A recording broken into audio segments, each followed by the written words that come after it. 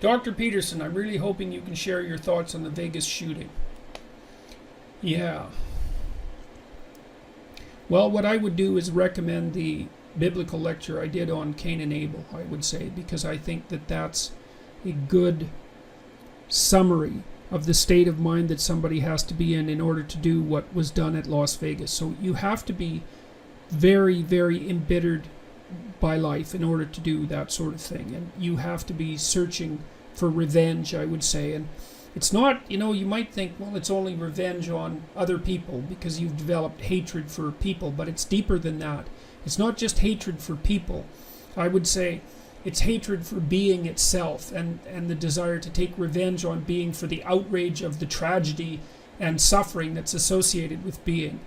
And maybe the tragedy and suffering that's been part and parcel of your own life. And that makes you embittered. And then past embittered becomes outraged, and past outraged becomes, well, homicidal or even genocidal. And that's a terrible state of mind to be in. It's a hellish state. I believe that the best way to conceptualize the state of mind that someone has to be in order to do something like the Columbine shootings, for example, or what happened in Las Vegas, is that you're really, and you have to speak about it in religious languages, you're really out for revenge against God for the outrage of creation. That's what it looks like to me.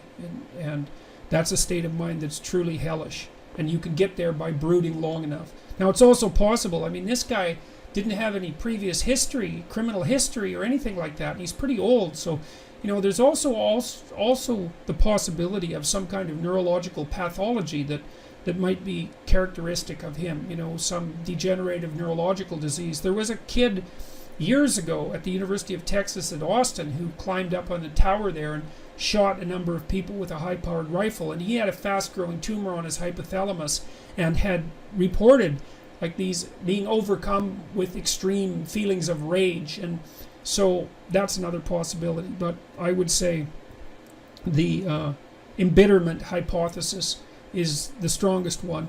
I would also say too, I noticed that Steven Pinker tweeted this today, is that one of the ways of controlling this sort of thing would be for the press to agree, not for there to be a blanket agreement, not to publicize the name or any other identity markers of the people who do the shooting, because there's also this really, what would you call it, arrogance. It's a kind of arrogance and pride, last-ditch arrogance and pride that is associated with the fantasies that drive this sort of behavior. And the fantasy is something like, well, after I do this, everyone will sure know who the hell I was, even though maybe I was ignored or unhappy when I was alive. After I'm dead, everybody's going to know who I was and what I did. And, so there's this underground desire for fame.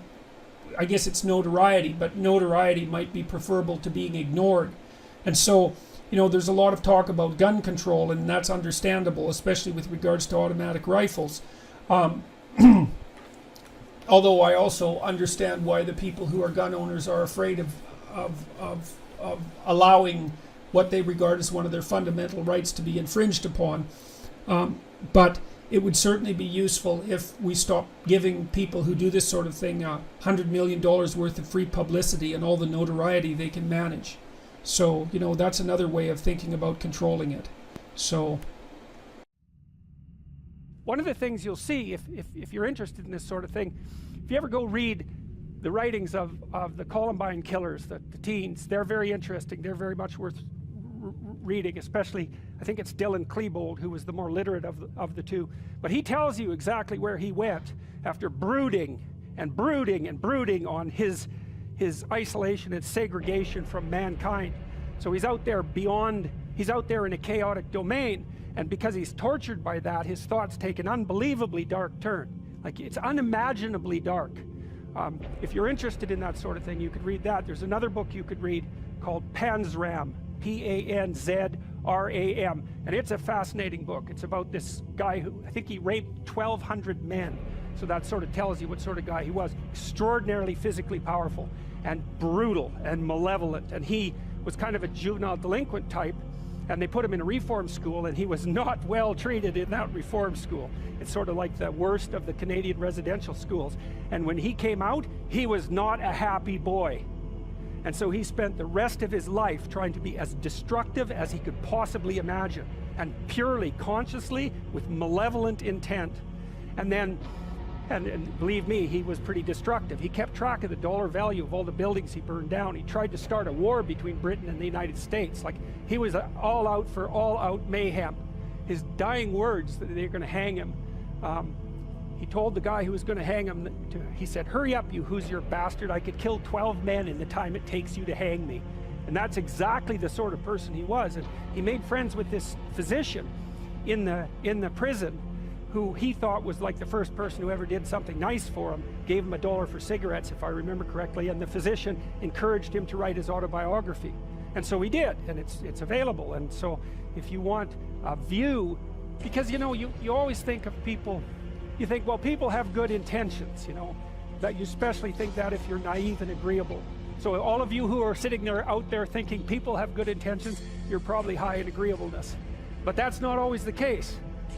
People can have very dark motivations that are fully conscious and very well elaborated. And Panzram was he was smart. And his book is very well written, and he tells you exactly why he thought the way he thought. And so it's a good glimpse of exactly this sort of thing, where you can get to, if you want to, by brooding on your specific misfortune. You know, and his basic credo was that human beings were so reprehensible that they should just be eliminated. And believe me, that's what he was trying to do. And these people who do terrible things, like the Columbine shooters, that's exactly what, for lack of a better word, they're possessed by. It's sheer malevolence. And the Columbine kids had a much more spectacular catastrophe planned than the one that actually occurred. And they knew it was going to be a full-blown media circus. And lots of these people who engage in those sorts of mass murders, they know about the other mass murderers, and they're engaged in a competition. And the competition is who can do the most brutal thing the fastest, something like that. So you can't just be thinking about people who have good intentions but have somehow gone wrong. If you ever meet someone who isn't like that and you think that, you're just a tree with ripe fruit to be plucked.